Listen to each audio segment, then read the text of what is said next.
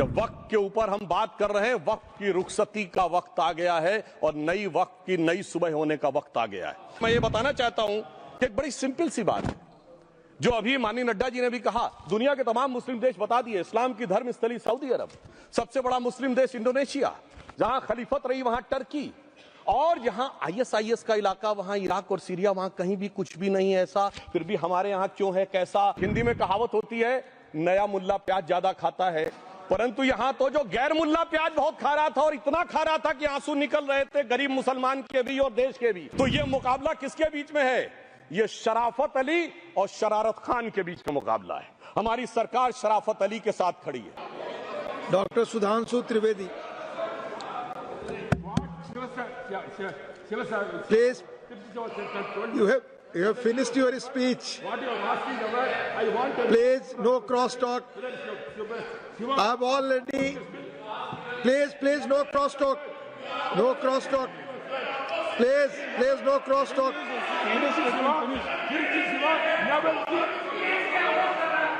Dr. Thambi Durai ji, please, no cross talk. Nothing is going on record. You please take your seat. You please take your seat. Dr. Thambi Durai ji, please take your seat. Please take. Both of you, please take your seat. Don't speak like this. Please.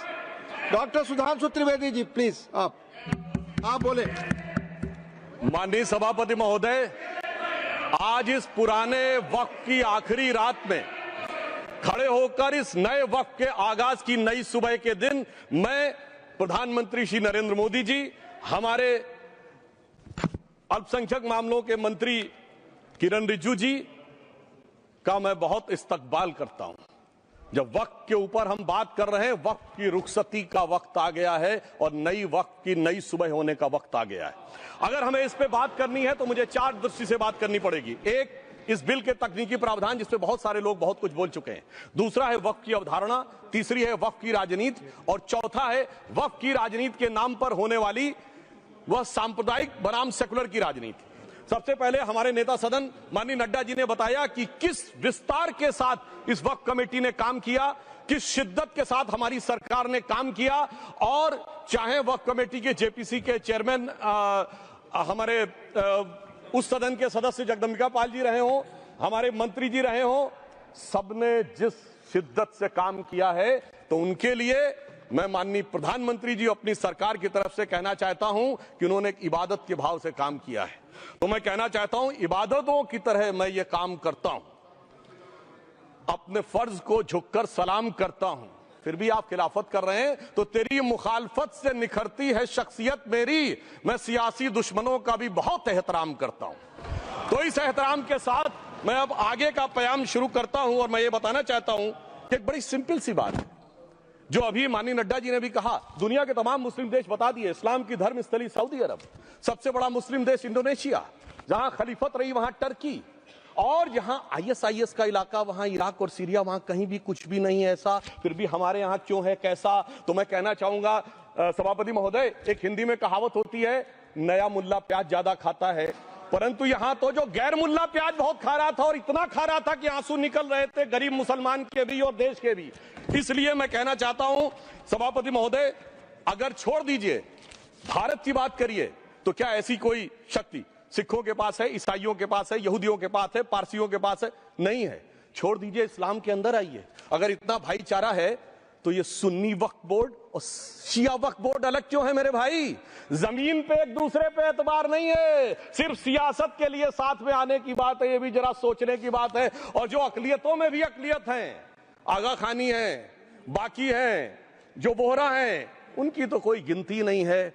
हमारी सरकार ने पहली बार मुस्लिम समाज के अंदर भी ईमानदारी से सबको समान प्रतिनिधित्व देते हुए एक नई सुबह के नए वक्त का आगाज किया है। इसके लिए मैं सरकार को बधाई देना चाहता हूं। और सिर्फ ऐसा ही नहीं है, मुस्लिम समाज के अनेक लोग इस प्रकार के नियमों से बहुत प्रभावित हुए और बहुत प्रताड़ित हुए, जिसके अनेक उदाहरण बहुत लोगों ने बताए होंगे। मोहम्मडन एजुकेशन सोसाइटी कोल्हापुर का केस है, ईदगाह मैदान हुबली का केस है, जिस पर सुप्रीम कोर्ट ने साफ साफ उसको हुबली धारवाड़ म्युनिसिपल कॉर्पोरेशन को वापस कर दिया।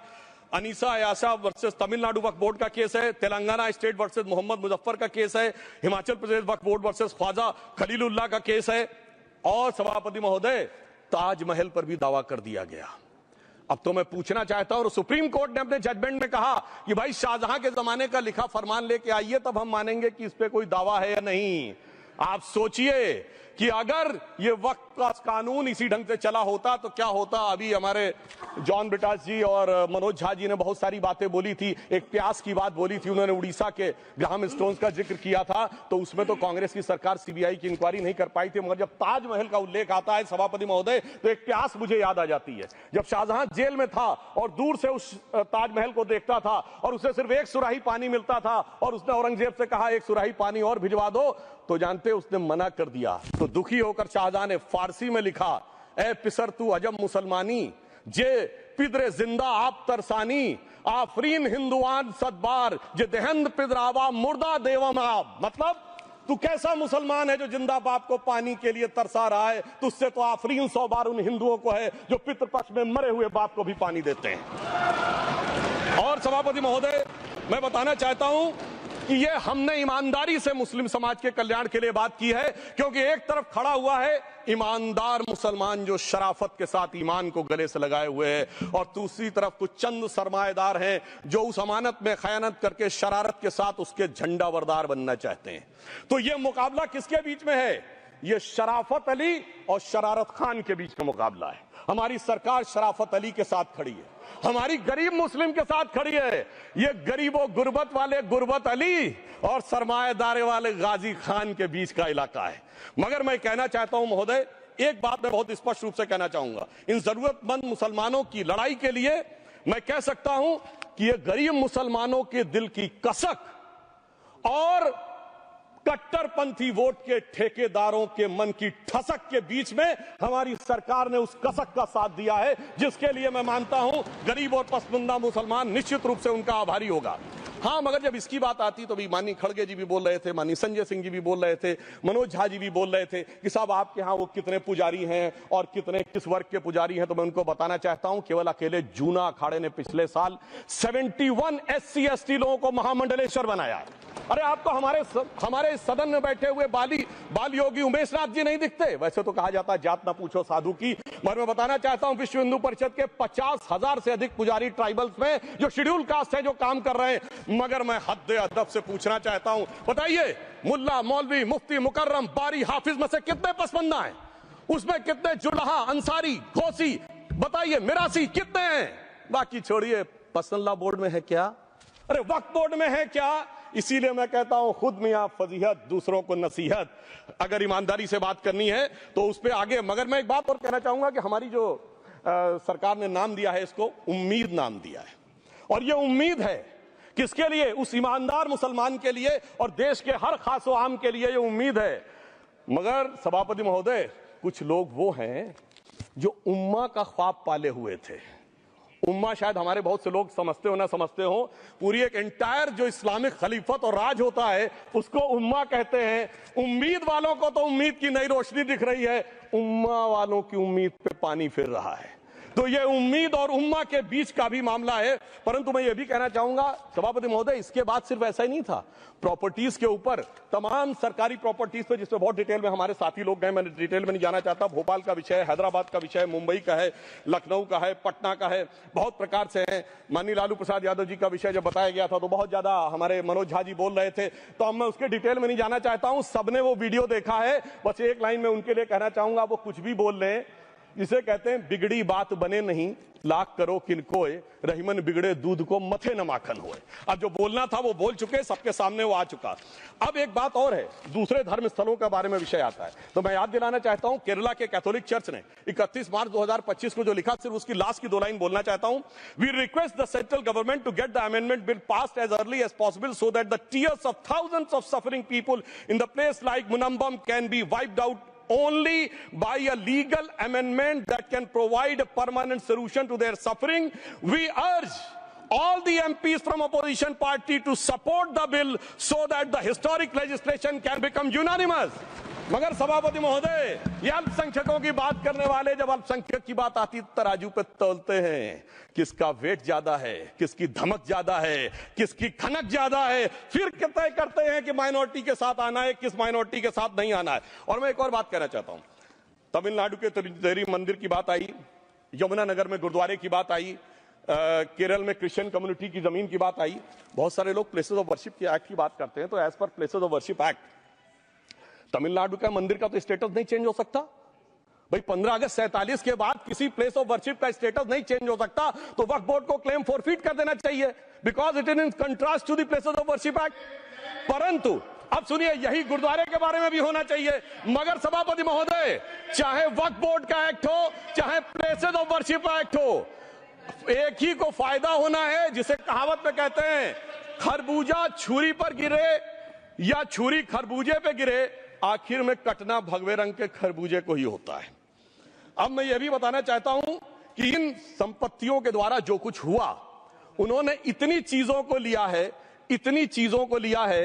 एक पुराना उर्दू का शेर है कि मिटे नामियों के निशान कैसे कैसे, और ये जमीन खा गई आसमां कैसे कैसे। इस जमीन ने कैसे कैसे लोगों को अपने में समा लिया, इसकी तमाम तारीख गवाह है। अगर मैं इसमें बहुत डिटेल में जाऊंगा तो सदन का बहुत सारा वक्त जाएगा, परंतु मैं एक बात ये कहना चाहता हूं कि जब इतना ज्यादा आगे बढ़ गया तो फिर कोर्ट ने आगे इंटरवेंशन करना शुरू किया। मैं डिटेल में नहीं जाना चाहता हूं। अभी कार्तिकेय शर्मा जी ने बहुतों ने बोला सैयद फसल का case versus union of government, Allahabad high court के केस को कहा, मगर Bashir versus state of West Bengal case में उन्होंने बहुत क्लियर कट कहा है कि waqf is not a religious denomination in accordance with Article 26 of the Constitution, so the matter relating to the restricting the economic, financial, political and other sectoral activities that may be associated with religious practice under Article 25(2)(a) of the Constitution can be regulated by the state. तो मुझे लगता है अब इसके बाद कोई किंतु परंतु का स्कोप नहीं रह जाना चाहिए। परंतु उसके बाद भी सभापति महोदय, जो कानून को न माने, जो कहे संविधान को नहीं मानेंगे, और जो ये कहे कि साहब अदालत के आदेश को भी नहीं मानेंगे, तो फिर इसका मतलब उसके मन में तो एक ऐसी बादशाही आ गई है। इसके लिए मुझे सभापति महोदय, वो पुरानी वाली फिल्म अगर लोगों को याद हो तो मुगले आजम का वो सीन याद आता है कि जब अकबर ने अनारकली को कैद कर लिया तो सलीम कहता है जब्त मैं करूं जिसकी की जमीन वीरान हो गई है, जब्त वो न करे जिनके सिर्फ शौक के बाद चाहत को ठेस पहुंची है। ये जिल्ले इलाही की बादशाही नहीं बल्कि खुदाई है। मैं कहना चाहता हूं जो संविधान को न माने, कानून का न माने, इसका मतलब वो अपनी खुदाई में जी रहा है। तो ये वो लोग हैं। और वैसे मैं सभापति महोदय, खुदाई से आजकल बहुत से लोगों को डर लगता है, क्योंकि जहां जहां खुदा है वहां वहां भगवान है, जहां जहां खुदा है वहां वहां भगवान है। बाकी आप सब बहुत बुद्धिमान हैं। अब मैं ये भी बात कहना चाहता हूं, और वैसे आखिर में उस अनारकली को कैद से छुड़ाने के लिए सलीम का एक हिंदू साथी दुर्जन सिंह ही आया था।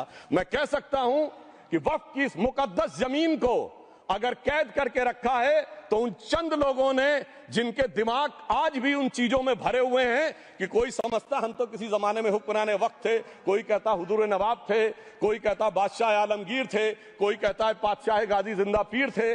तो नदीमुल हक साहब ने जो बोला था ना, किसी के बाप का हिंदुस्तान थोड़ी है, बिल्कुल मैं कहना चाहता हूं जिन्होंने इस देश के लिए खून बहाया उनके बाप का हिंदुस्तान है, उस गरीब मुस्लिम कारीगर के बाप का हिंदुस्तान है। पर जो ये कहते हैं कि आगरे का लाल किला किसके बाप ने बनवाया, आगरे का किला किसके बाप ने बनवाया, दिल्ली का किला किसके बाप ने बनवाया, हैदराबाद का चार मीनार किसके बाप ने बनवाया, उसके बाप का यह हिंदुस्तान नहीं है।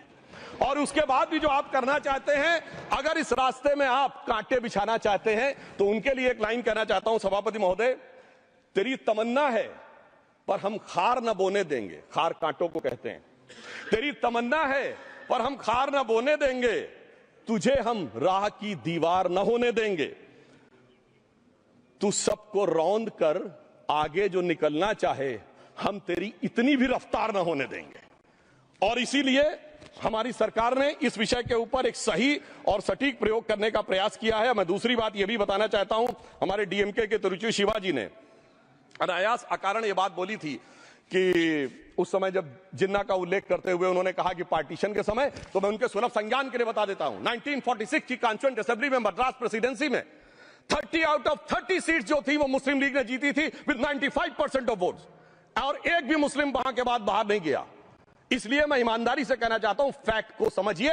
और जो मद्रास प्रेसिडेंसी के मुस्लिम लीग के अध्यक्ष थे और पीजे पोकर साहब बहादुर और मोहम्मद इस्माइल वही बाद में इंडियन यूनियन मुस्लिम लीग के अध्यक्ष बने और उन्होंने 28 अगस्त 1947 को सेपरेट इलेक्टेड मांगे, जो कोई जाके कॉन्स्टिट्यूएंट असेंबली की डिबेट में पार्लियामेंट किया। आप वेबसाइट पे पेज नंबर 270 पे जाके पढ़ लीजिएगा। सरदार पटेल ने बड़े गुस्से में इस बात को कहा, अब जो हो गया सो हो गया, एक रात में दिल नहीं बदल गया, मगर अब देश के लिए कैसे आगे बढ़ना है उसके लिए ईमानदारी से आगे आओ।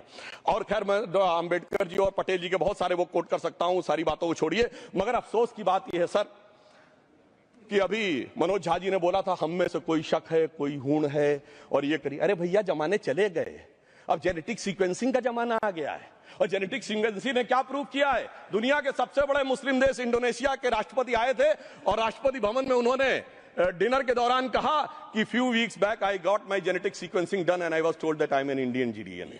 अरे साहब कहां गुलामी की मानसिकता में पड़े हुए हैं सभापति महोदय।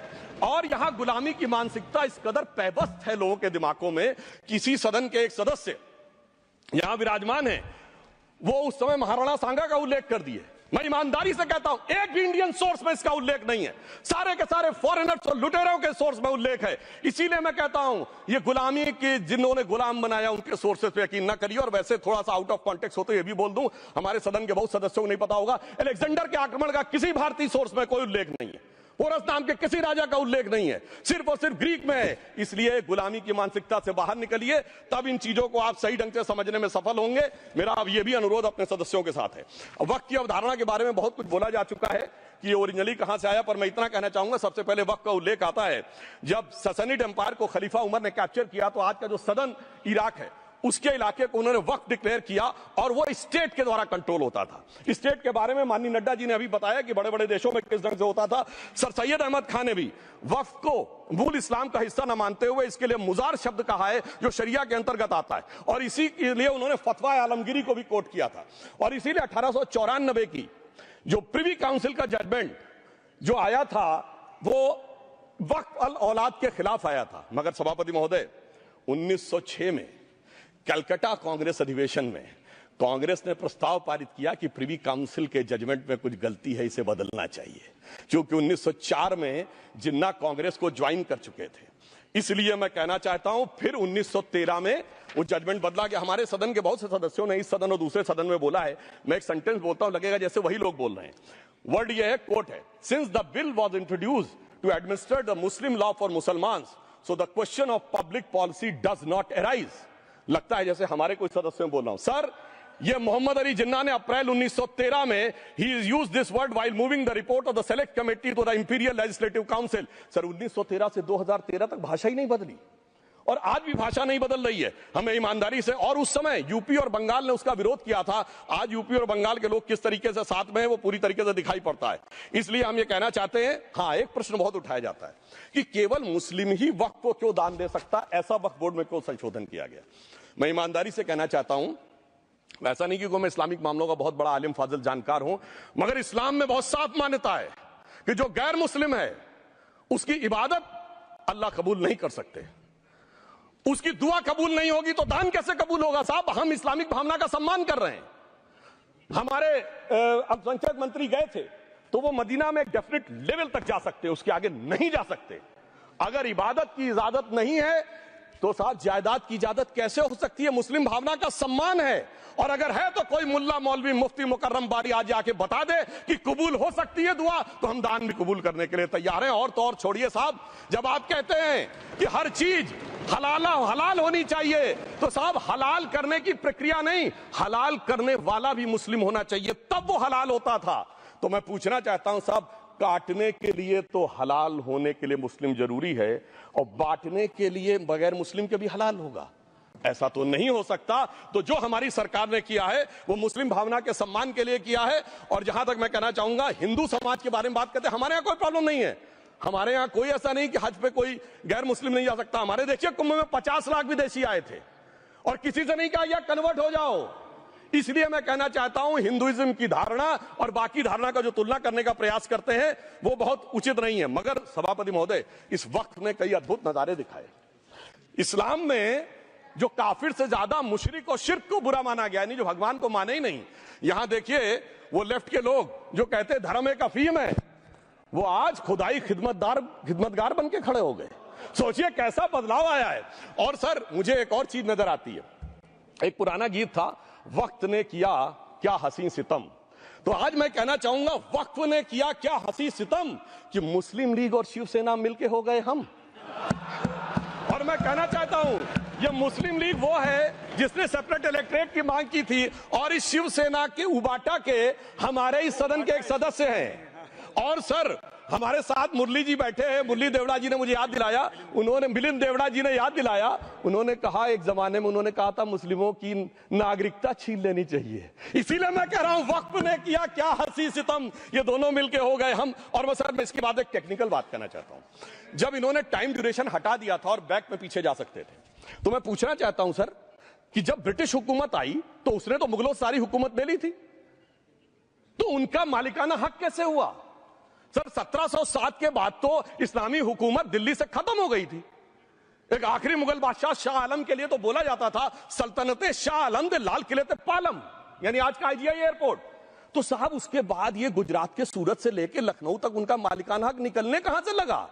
अरे भाई जब दिल्ली को कैप्चर किया था अंग्रेजों ने तो सारी जमीन अंग्रेजों की थी। तो जब मैं अपने कांग्रेस के मित्रों से पूछना चाहता हूं, ये जब गवर्नमेंट ऑफ इंडिया एक्ट में पावर डीड ट्रांसफर की थी तो पढ़े नहीं थे क्या, या खोखले कागज पर साइन कर लिए थे, या कागज सही था आप खोखला करने की बात है? मैं पूछना चाहता हूं जब 250 साल तक वो हुकूमत ही नहीं रही तो उस हुकूमत के फरमान की लेजिटिमेसी कैसे हो सकती है? ये मैं कानूनविदों के लिए भी एक फूड फॉर थॉट रखने की बात करता हूं। और दूसरी बात मैं कहना चाहता हूं, ये किन हुकूमतों की बात कर रहे हैं सभापति महोदय? अगर सूरत नगर निगम पे दावा है मुगल के जमाने का और तमिलनाडु के मंदिर पर अरकाट के नवाब का, सभापति महोदय ये वो हुकूमतें थी जो जजिया लगाती थी, ये वो हुकूमतें थी जो जिम्मी का कॉन्सेप्ट रखती थी, ये वो हुकूमतें थी जो गाजी की बात करती थी। क्या भारत के संविधान में उन हुकूमतों के फरमान को सही मान्यता देना सही है?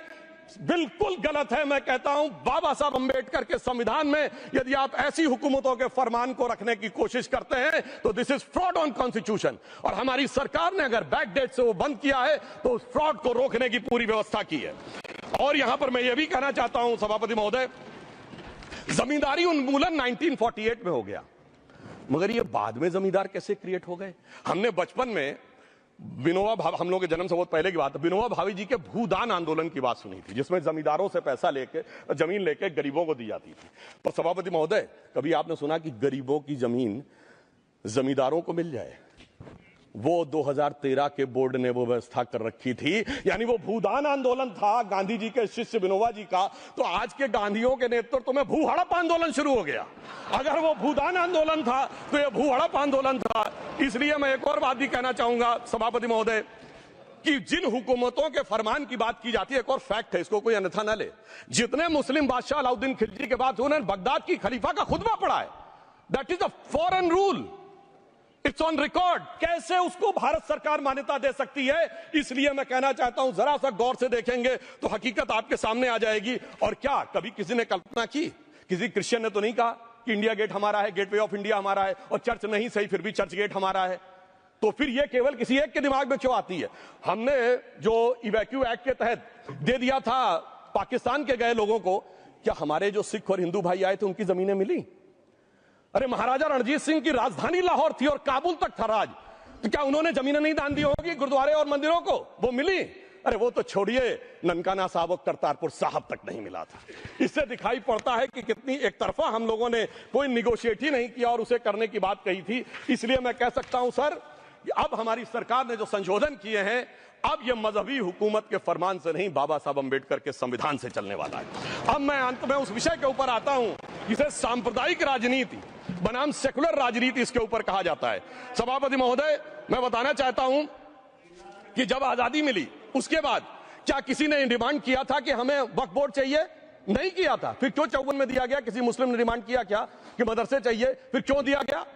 मुस्लिम समाज तो राष्ट्र की मुख्य धारा में आने को तैयार था, इसीलिए यूसुफ खान, दिलीप कुमार के नाम से आने में उन्हें कोई प्रॉब्लम नहीं थी, महजबीन बानो को मीना कुमारी के रूप में आने में प्रॉब्लम नहीं थी, मुमताज बेगम को मधुबाला बन के आने में प्रॉब्लम नहीं थी, हामिद अली को अजीत के रूप में आने प्रॉब्लम नहीं थी। मगर और मैं यह भी बताना चाहता हूं, मुस्लिम समाज में बहुत बड़ा तबका उस समय इस बात को सोच रहा था, और अभी कपिल सिब्बल साहब बोले, ये उस चीज के वकील नहीं, इन्हें पता होना चाहिए, पता होगा कि सुन्नी सेंट्रल वक्फ बोर्ड राम मंदिर में 1961 में मुद्दई बना है, 12 साल के बाद, क्योंकि के मोहम्मद ने लिखा है कि एक बहुत बड़ा तबका था जो ये मानता था कि हमें इस चक्कर में नहीं पड़ना चाहिए।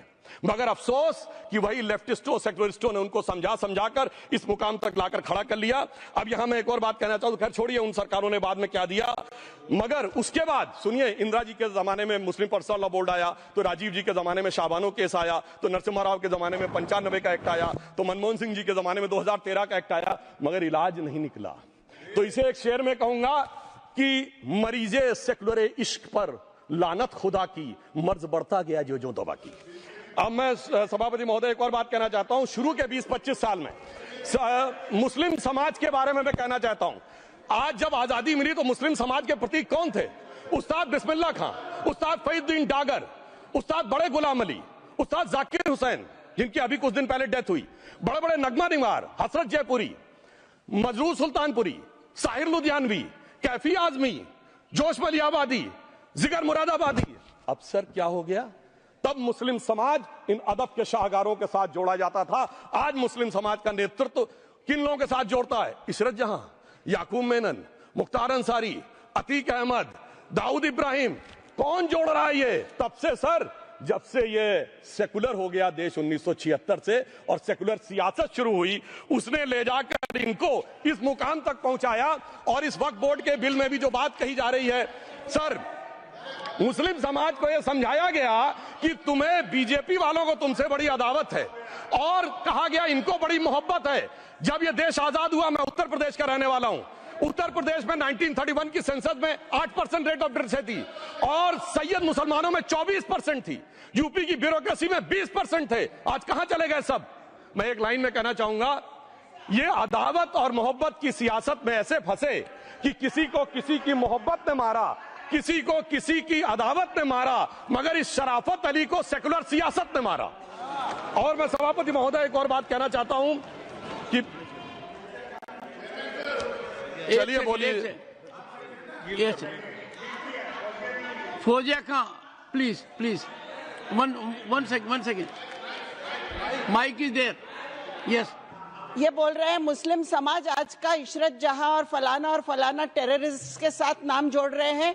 ये बिल्कुल आरोप है सर, इसको एक्सपंज करना चाहिए।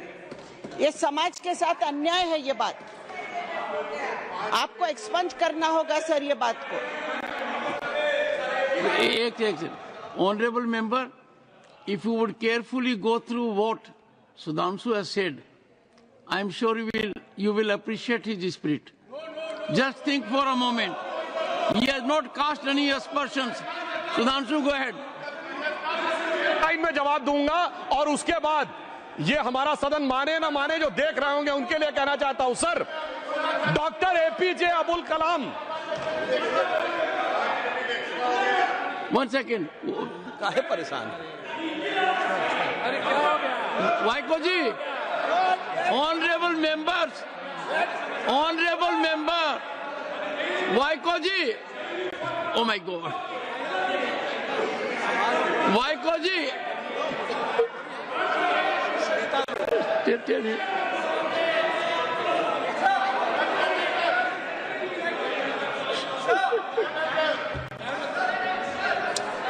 ऑनरेबल एसएम को जी हिंदी समझ रहे हैं।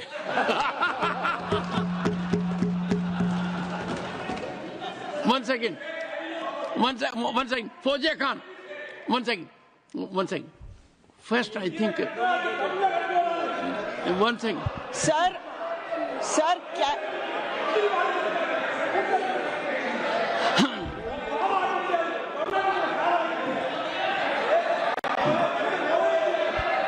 Sir, cannot be stigmatized. Yes, sir. An entire community cannot be branded like this. Fauziya Khan ji, I'll come to you. I'll give you the opportunity.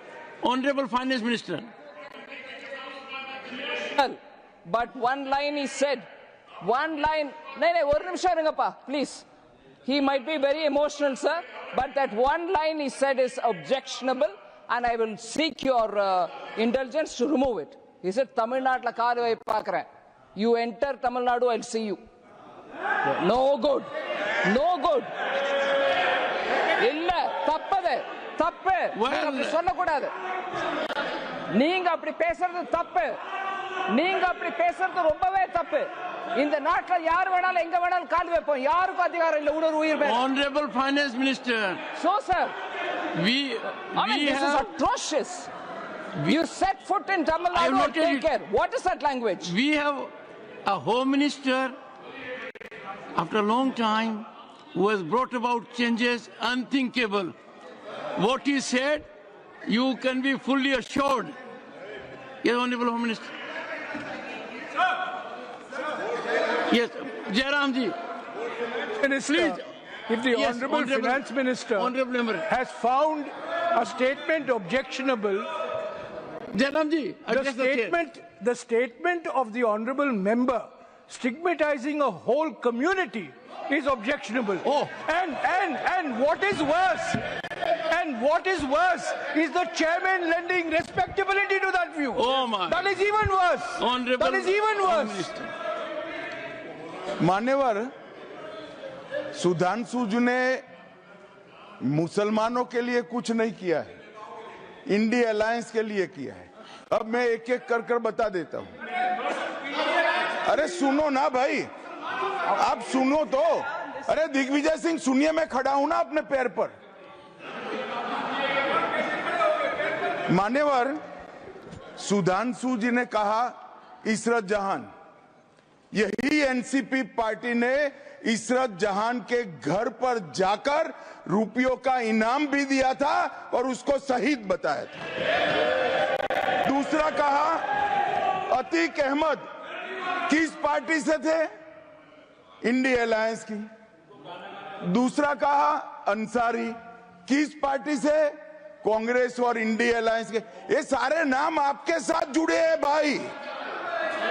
उल्टा उन्होंने तो मुसलमान कम्युनिटी से तो ढेर सारे शायरों का नाम दिया जिन्होंने साहित्य की सेवा की और ढेर सारे साहित्य की रचना की। Sudhanshu, he is not yielding now. सबसे पहले मैं तमिलनाडु का जवाब देना चाहता हूं। Yes. सभापति महोदय, तमिलनाडु से ही डॉक्टर एपीजे अब्दुल कलाम थे और मैं सारे सदन से कहना चाहूंगा, डॉक्टर कलाम का नमाजे जनाजा और याकूब मेनन का नमाजे जनाजा एक ही दिन हुआ। कितने लोग याकूब मेनन के नमाजे जनाजा में गए और कितने डॉक्टर कलाम के नमाजे जनाजा में गए? डॉक्टर कलाम मेमोरियल पे कितने लोग की फोटो है? दिखाएं मुझे, सोशल मीडिया पे पोस्ट की हो। मगर अफजल हालात का मारा था, आपके एक मंत्री का ऑफिशियल ट्वीट है, वही सदन के सदस्य नहीं तो मैं नहीं बोल रहा हूं। याकूब मेनन की जुडिशियल किलिंग हुई, आपके एक नेता का, मिनिस्टर का ऑफिशियल ट्वीट है, सदन के सदस्य नहीं है इसलिए नहीं बोल रहा हूं। और सर 26/11 आरएसएस ने कराया, सदन के सदस्य बैठे हुए हैं।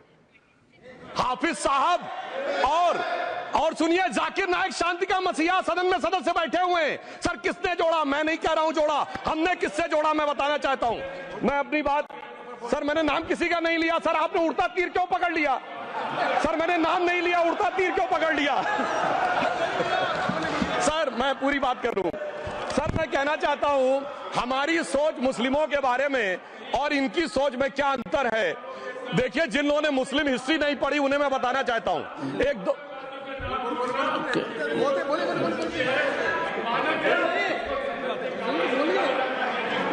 सभापति महोदय, मैं थोड़ा उन लोगों को इस्लामिक हिस्ट्री के बारे में बताना चाहता हूं। Honorable Digvijay Singh, please. No, I'll give you a chance. I'll give. Honorable Digvijay Singh ji.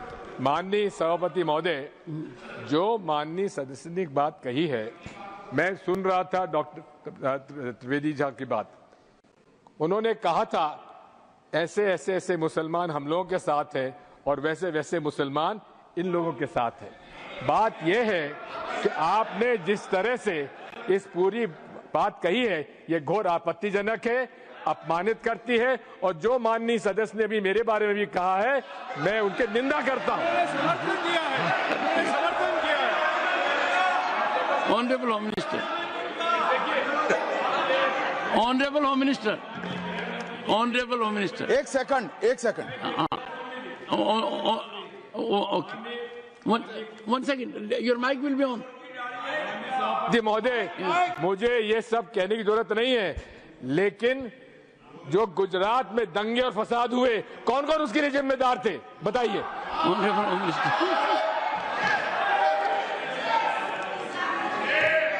मान्यवर, मैं ध्यान से बारीकी से पूरे संवाद को सुन रहा हूं। माननीय सदस्य सुधांशु जी ने दिग्विजय सिंह का नाम नहीं दिया। अब वो खड़े होकर कहे मेरे बारे में कहा, इससे साबित हो गए। और अभी भी मौका है, आपने नहीं कहा है कि 26/11 के हमले में आरएसएस का हाथ था, तो अभी खड़े होकर माइक चालू कराकर बुलवा दीजिए। माननीय,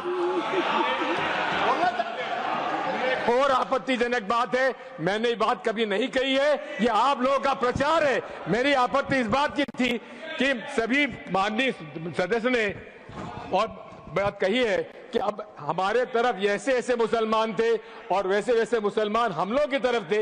ये पूरे समाज के साथ, पूरे अल्पसंख्यक समाज के साथ अपमानजनक बात है। और माननीय सभापति महोदय, आप बताइए, माननीय गृह मंत्री जी, आप वहां पर जब गृह मंत्री थे, जब दंगे हुए थे, तो आप लोगों का क्या रोल था, ये जन जाहिर करें। होम मिनिस्टर, इनको मेरा हुआ ऐसा है कि मैं ही दिखाई पड़ता हूं। आपकी सुनिए, अब सुनिए ना दिग्विजय सिंह, सुनिए, 1 मिनट सुनिए।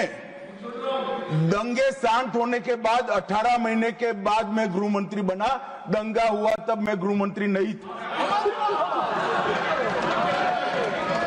सुधांशु त्रिवेदी संदर्भ में किसी का नाम नहीं लिया। अजीज बर्नी की किताब थी 2611 एंड आरएसएस कॉन्स्पिरेसी, कोई जाके चेक कर ले उसमें कौन कौन कहां था। अब मैं मुसलमानों के बारे में कहना चाहता हूं, मुस्लिम समाज के लिए। बहुत से लोग ऐसे हैं जिनको मुस्लिम समाज की हिस्ट्री नहीं पता है। मैं बताना चाहता हूं, भारत से जब न्यूमेरिक सिस्टम सबसे पहले गया तो अल जहार थे सबसे पहले, जिन्होंने जाके 1793 में जो सूर्य सिद्धांत था उसका अरबी में ट्रांसलेशन हुआ सिंध हिंद। और हम बता रहे हैं हम किस तरह के मुस्लिम को साथ रखते हैं। डॉक्टर कलाम से बड़ा आलिम इस्लाम में साइंसदान नहीं हुआ, और आरिफ मोहम्मद खान साहब जो बिहार के गवर्नर हैं, उनसे बड़ा आलिम फाजिल मुसलमान आज सियासी जमात में तो नहीं होगा, ये मैं दावे के साथ कह सकता हूं। मगर मैं बताना चाहता हूं सर, उसके बाद उन्होंने एक किताब लिखी, एक सर 10th सेंचुरी के मुस्लिम राइटर थे जिन्होंने किताब लिखी, उसका नाम था the compendious book of balancing and completion according to Hindu calculation, जिसको शॉर्ट में अल जब्र कहा गया, और वहां से अलजबरा निकला। और सर उसके बाद अल ख्वारिज्म आया। और सर आज मेरे ख्याल से सदन के बहुत से लोगों को नहीं पता होगा, ये जो एल्गोरिथम वर्ड है ये अल ख्वारिज्म से आया हुआ है। एक जमाने में इस्लाम में बैतुल हिकमत था, यानी वो सबसे बड़ा हिकमत का केंद्र था, जब एक से एक लोग होते थे। बहुतों को नहीं पता होगा कि कोलंबस ने जिस नक्शे के थ्रू दुनिया ट्रेवल किया था, वो बनाने वाला भी एक मुस्लिम था, अल इदरीसी। मगर सर एल्गोरिथम आज ऐसा बदला कि एआई के एज में दलगत भावना से ऊपर उठकर औरंगजेब के साथ खड़े हो गए। सर ये एल्गोरिथम किसने बदल दिया, ये मैं बताना चाहता हूं। इस पे थोड़ा सोचने की जरूरत है। इसलिए मैं कहता हूं मुस्लिम पॉलिटिक्स की सोच क्या थी, हमने किन मुसलमानों का साथ दिया है, मैं बताना चाहता हूं। सर वीर अब्दुल हमीद की शहादत की 50वीं वर्षगांठ 2015 में हुई। प्रधानमंत्री मोदी जी ने उनके पूरे परिवार को और उनकी पत्नी को बुला के सम्मानित किया, और इन लोगों ने उस यासीन मलिक को, जिसके ऊपर 3 एयरफोर्स के ऑफिसर्स को हत्या करने का आरोप था, वो प्रधानमंत्री आवास में। सर साफ दिखाई पड़ता है कौन किसके साथ खड़ा हुआ है, कौन किस तरह के मुसलमान के साथ खड़ा हुआ है। और सर मैं ये भी कहना चाहता हूं, सर ये सर अपने टर्न पे बोलिए। सर पिछले 30-35 सालों से हुआ खड़ा किया जा रहा है।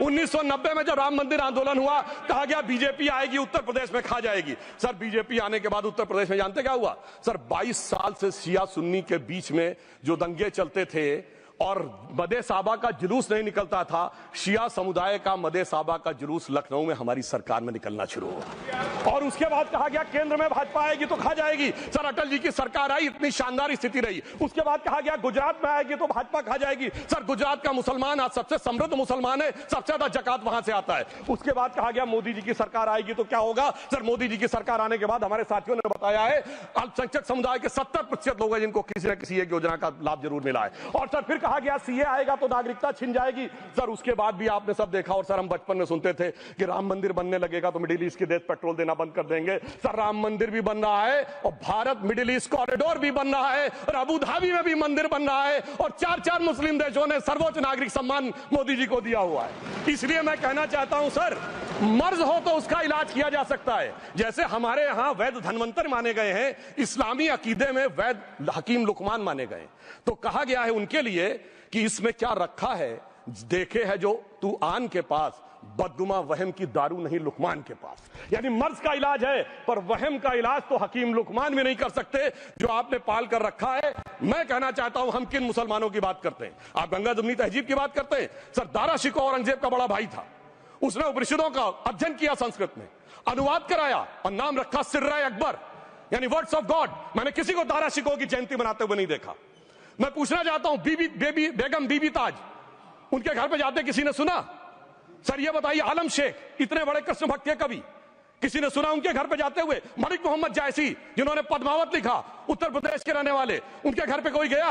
ये बताइए ब्रिगेडियर मोहम्मद उस्मान के घर पे कौन गया? आजमगढ़ में, गाजीपुर के रहने वाले थे, आज तक जाने वालों में नहीं दिखे। और मैं सर बताना चाहता हूं एक और बात, सर एक सैयद इब्राहिम रसखान हुए हैं, बहुत बड़े कृष्ण भक्त के कवि। सर जिन्होंने क्या लिखा, उन्होंने कहा मेरा अगला जन्म हो तो भी मैं कृष्ण भक्ति बनना चाहूंगा, मनुष्य बनूं तो ग्वाल बाले के रूप में और पशु बनूं तो गाय के रूप में। उन्होंने कहा मानुस हो तो वही रसखान, बसों ब्रज गोकुल गांव के ग्वारन, जो पशु हो तो कहा बस मेरो चरो नित नंद की धेनु मजारन। सर उन्होंने कहा गायों के बीच में नंद बाबा की गायों में जन्म लेना चाहूंगा। मगर सर आज एक ऐसे नेता आए हैं इस देश में जिनको गायों से बदबू आने लगी है, तो उनके लिए मुझे मेरे मन में भाव आता है सर कि श्री रामचंद्र कह गए सिया से, ऐसा कलयुग आएगा गोपालक श्री यदुवर कुल में एक ऐसा नेता आएगा जिसे बकरे कटने में खुशबू मिलेगी, गौ माता में बदबू पाएगा। रामचंद्र कह गए सिया से कैसा कलयुग आएगा। अब सर मैं एक और बात भी कहना चाहता हूं, हम किनको मानते हैं? सर नजीर अकबराबादी को सुनिए, कृष्ण भक्त के लिए क्या कहा। सर मैं एक बोलना चाहता हूं, बुल्ले शाह ने क्या कहा? बुल्ले शाह ने कहा, अभी होली गुजरी है, उसने कहा था आज होली खेलूंगी मैं, कर बिस्मिल्लाह। उन्होंने आगे कहा अलस्तु बिरबिकुम, प्रीतम बोले, सब सखियों ने घूंघट खोले, नाम नबी की रतन चढ़ी, सुनिएगा, नाम नबी की रतन चढ़ी और बूंद पड़ी अल्लाह अल्लाह, आज होली खेलूंगी मैं, कर बिस्मिल्लाह। तो मैं भी कहता हूं अब बिस्मिल्लाह करिए और उसके बाद हमारे इस सहयोग करिए, इस सकारात्मक उसका, वरना अल्हम्दुलिल्लाह जो हम मुसलमानों के लिए और देश के लिए करना चाहते हैं उसमें हमें सफलता जरूर मिलेगी। अंत में मैं सिर्फ ये कहना चाहता हूं सर, तमाम प्रकार की बातें यहां पर हुई, सकारात्मक और नकारात्मक, मगर अफसोस की बात यह है कि 1913 के वक्फ वाल औलाद से लेके 2013 के वक्फ वाल औलाद तक इनकी फितरत नहीं बढ़ती, क्योंकि सर ये तो पार्टियां ही अल औलाद है, तो इनको तो उससे बहुत ज्यादा वो होगी। पर मैं सिर्फ अंत में कहना चाहता हूं सर, अपनी सोच बदलिए। आप जिस कश्ती पे सवार होकर इस दरिया को पार करने की कोशिश कर रहे हैं, पिछले 75 साल में नहीं कर पा रहे हैं, 10-12 साल में बहुत हिचकोले खा रहे हैं, तो कश्ती और रास्ता बदलिए। तो इनके लिए अंत में एक पंक्ति कहते हुए बात समाप्त करना चाहूंगा, इन्होंने कश्ती भी नहीं बदली, दरिया भी नहीं बदला, पर इन डूबने वालों का जज्बा भी नहीं बदला, पर है शौक के सफर ऐसा, एक उम्र हुई हमने, मंजिल भी नहीं पाई, रास्ता भी नहीं बदला। अब अगर नई मंजिल पानी है, नई मंजिल की नई सुबह देखनी है, तो मैं कहना चाहता हूं आइए सबको साथ लेकर चलिए। और एक ऐसा वक्त आया है जब मैं जो हमारे किरण रिजिजू जी ने कहा था कि मैंने शम्मा जलाई हवाओं के खिलाफ, तो मैं प्रधानमंत्री मोदी जी की तरफ से कहता हूं कि हमें इल्जाम मत दीजिए, बहुत अफसोस होता है, हमें इल्जाम मत दीजिए, बहुत अफसोस होता है। बड़ी तरकीब से कश्ती यहां तक लेके आए हैं और बदल देते हैं हम दरिया की लहरें अपनी हिम्मत से, आंधियों में भी अक्सर चिराग हमने जलाए हैं। धन्यवाद। For exclusive and insightful videos, subscribe to our new channel ABP Live Premium.